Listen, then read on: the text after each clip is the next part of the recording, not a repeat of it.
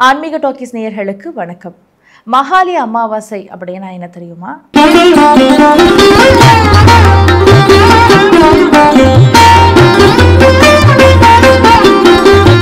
மகாலய அமாவாசை அப்படின்றது பொதுவாக நம்மளுடைய வீட்டில் மறைந்தவங்க மூதாதையர்களுக்கு ஒரு தர்ப்பணம் கொடுக்குற நாளாக மட்டும்தான் நம்ம எல்லாருக்குமே தெரிஞ்சிருக்கும். ஆனால் அதோடைய விரிவாக்கம், அதோடைய வரலாறு என்னென்னலாம் செய்யலாம், என்னென்னலாம் செய்யக்கூடாதுன்றது தான் இந்த நிகழ்ச்சி தொகுப்பில் நம்ம பார்க்க இருக்கோம். வாங்க நிகழ்ச்சிக்குள்ளே போகலாம்.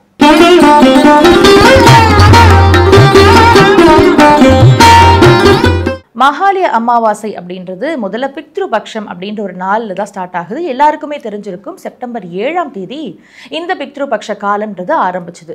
இது 15 நாட்கள் அனுசரிக்கப்படுது. ஸோ செப்டம்பர் 21ஆம் தேதி, அதாவது முடிகிற அந்த 15 நாட்கள் முடிகிற அந்த நாள் தான் மகாலய அமாவாசையாக நம்ம வழிபடுறோம். அந்த மகாலய அமாவாசை அன்னைக்கு நம்மளுடைய வாழ்க்கையில் இறந்தவங்களுக்கு அல்லது நம்மளுடைய மூதாதையர்களுக்கு தர்ப்பணம் கொடுக்கறது ரொம்ப புனிதமாகவும் புண்ணியமாகவும் பார்க்கப்படுது. ஸோ அந்த மாதிரி மறைஞ்சவங்களுக்கு நம்ம தர்ப்பணம் கொடுக்கறது மட்டும் இல்லாமல் தான தர்மம் பண்ணுவோம், நிறைய பேருக்கு சாப்பாடு வாங்கி கொடுப்போம். அண்ட் மறைஞ்சவங்களுக்கே கூட பிடிச்ச உணவுகள் எல்லாம் வீட்டில் சமைச்சு சாமி கும்பிடுறது ஒரு வழக்கமான விஷயமா கருதப்படுது.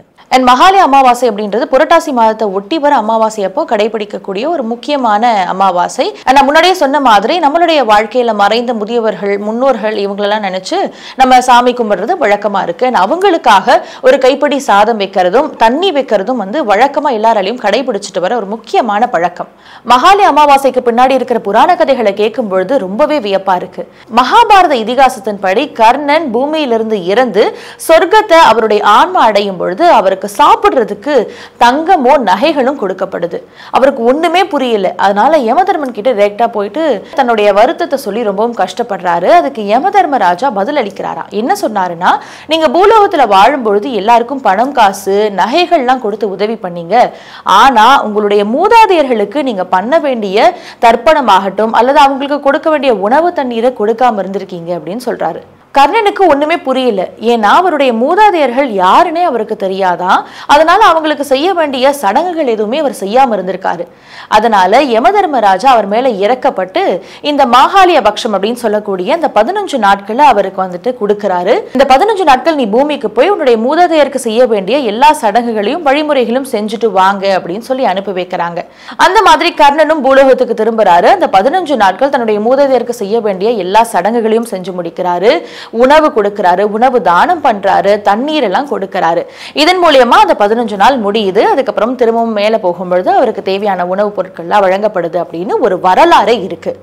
ஸோ மகாலய அமாவாசைன்றது முக்கியமா நம்மளுடைய வாழ்க்கையில இருந்து மறைஞ்ச முன்னோர்களுக்கு அனுசரிக்க வேண்டிய ஒரு முக்கியமான 15 நாட்களா பார்க்கப்படுது. ஸோ அன்னைக்கு அவங்களுக்கு கொடுக்க வேண்டிய திதி, தர்ப்பணம், அவங்களுக்கு செய்ய வேண்டிய சடங்குகளை மறக்காம செய்யணும்னு சொல்லப்படுது. அப்படி செய்யறது மூலியமா நம்மளுடைய வாழ்க்கையில சில தடைகள்லாம் ஏற்பட்டிருக்கும் இல்லையா, அதெல்லாம் நீங்கி நன்மைகள் சேரும் அப்படின்னு எல்லாராலையும் நம்பப்படுது.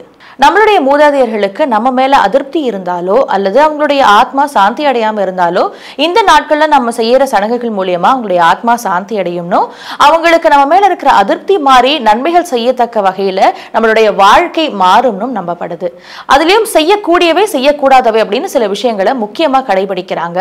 அதுல முதல்ல செய்யக்கூடியவை என்னன்னு பார்ப்போம். இந்த பித்ருபக்ஷ காலத்துல முக்கியமா செய்ய வேண்டியவை என்னன்னா, முதல்ல சுத்தமான உணவுகளை சமைக்கிறதும் சாப்பிடுறதும்.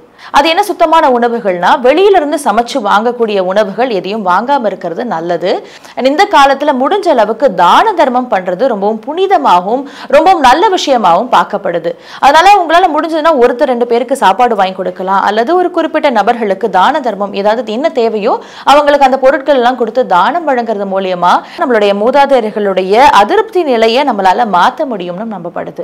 இந்த காலகட்டத்துல செய்யக்கூடாத சில விஷயங்கள் என்னன்னா, வெளியிலிருந்து சமைச்சு வாங்கக்கூடிய உணவுகளை தவிர்க்கிறது நல்லது அப்படின்னு சொல்றாங்க. ஏன்னா இந்த மாதிரி வாங்கி சாப்பிடுறதே ரொம்ப தூய்மையற்ற விஷயமாவே கருதப்படுதான். அண்ட் பொதுவா நம்மளுடைய வாழ்க்கையில பெரியவங்க இறந்திருந்தாங்கன்னா அவங்களுக்கு திவசம் கொடுக்கிறது அப்படின்ற ஒரு விஷயத்தையே நம்ம பண்ணாமலே இருந்திருப்போம். அந்த மாதிரி பண்ணாம இருக்கும் பொழுது அவங்களுடைய தூய்மையான ஆத்மாக்களும் பல தீய சக்தியினால ஆட்கொள்ளப்பட்டு நம்மளுடைய குடும்பத்துக்கு கஷ்டங்களை ஏற்படுத்தும் அப்படின்னு சில நம்பிக்கைகள் இருக்கு. அது மூட நம்பிக்கையா இல்லையான்றது தெரியல. ஆனா இந்த நம்பிக்கையினால நிறைய பேர் இந்த காலகட்டத்துல திவசம் கொடுக்கறது ரொம்ப முக்கியமா பாக்குறாங்க. சோ அந்த மாதிரி சடங்குகள் செய்யாம இருந்தீங்கன்னா அந்த காலகட்டத்துல நீங்க செய்யறதுக்கான உகந்த நாள். அதை செய்யாம இருக்கிறதுன்றது கொஞ்சம் தவறா பார்க்கப்படுது. முன்னாடியே சொன்ன மாதிரி மகாலி அமாவாசை அப்படின்றது நம்மளுடைய முன்னோர்களுக்கு தர்ப்பணம் கொடுக்கிற ஒரு நிகழ்வு தான். அது தமிழ்நாட்டில் இருக்கிற பல்வேறு கோவில்கள்லயும் கொடுக்கப்படுது. கோவிலை சார்ந்து கோவிலை ஒட்டின மாதிரி இருக்கிற நீர்நிலைகள்லயும் இந்த தர்ப்பணமானது நடத்தப்படுகிறது. கும்பகோணம், ராமேஸ்வரம், தஞ்சாவூர், திருவாரூர், கன்னியாகுமரி, சென்னையில மயிலாப்பூர் இந்த மாதிரியான இடங்கள்ல எல்லாம் மக்கள் கூட்டம் கூட்டமா கூடி அவங்களுடைய முன்னோர்களுக்கு தர்ப்பணம் கொடுப்பாங்க மகாலி அமாவாசை அன்னைக்கு. தர்ப்பணம் கொடுக்கறதுலயே காசி, ராமேஸ்வரம், கயா இந்த மாதிரியான ஊர்களுக்கு போய் தர்ப்பணம் கொடுக்கறது ரொம்ப விசேஷமா பார்க்கப்படுது. அண்ட் தர்ப்பணம் கொடுக்கிற நேரத்துல எள்ளு, தண்ணீர் அண்ட் தர்பை புல். தர்ப்பணம்ன்றது ஒரு குறிப்பிட்ட சடங்கு வகை. அதை பண்றதுக்கு தர்பை புல், எள், தண்ணீர் இந்த மாதிரியான பொருட்களை உபயோகப்படுத்துறாங்க. அதனால தர்ப்பணம் கொடுக்கறவங்க இந்த மாதிரியான பொருட்களை வாங்கி வச்சு தர்ப்பணம் கொடுக்கிறது ரொம்ப விசேஷமா பார்க்கப்படுது. தமிழ்நாட்டுல குறிப்பா 10 கோவில்கள் இந்த தர்ப்பணம் கொடுக்கறதுக்கு மகாலி அமாவாசை அன்னைக்கு ரொம்ப விசேஷமா பார்க்கப்படுது. அந்த லிஸ்ட் தான் இப்ப நம்ம பார்க்க போறோம். அதுல முதலாவதா இருக்கிறது ராமேஸ்வரம் திருக்கோவில், திருவேங்காடு கோவில், வைத்தீஸ்வரன் கோவில், தில தர்ப்பணபுரி கோவில், திருநள்ளாறு சனீஸ்வரன் கோவில், ஆதி கும்பேஸ்வரர் கோவில், சேதுக்கரை தேவிப்பட்டினம் கோவில், சுசீந்திரம் தானுமாலையன் கோவில், பவானி சங்கமேஸ்வரர் கோவில்.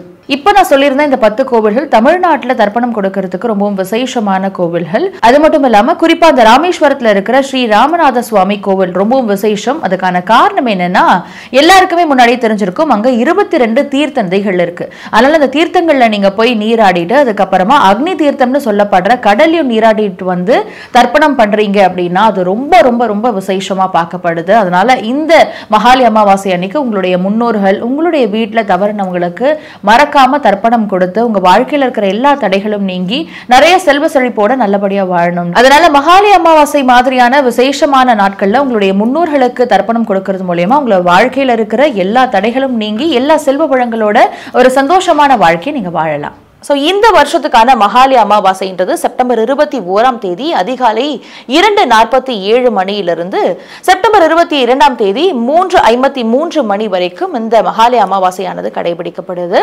ஸோ இந்த நேரத்தில் அமாவாசை இந்த இரவு பொழுதுல நம்மளால எதுவும் பெருசாக உதவிகள் பண்ண முடியாது. ஸோ இந்த மகாலி அமாவாசை 21 அல்லது 22 இந்த 2 நாட்களில் உங்களால் முடிஞ்சவங்களுக்கு தான தர்மங்கள் பண்ணுங்க, உணவுகளை வாங்கி கொடுங்க, உங்களால் முடிஞ்ச உதவிகளை கண்டினியூஸாக செஞ்சுட்டே இருங்க. ஸோ இதே மாதிரி இன்னொரு நிகழ்ச்சியில நான் உங்களை சந்திக்கிறேன். நன்றி.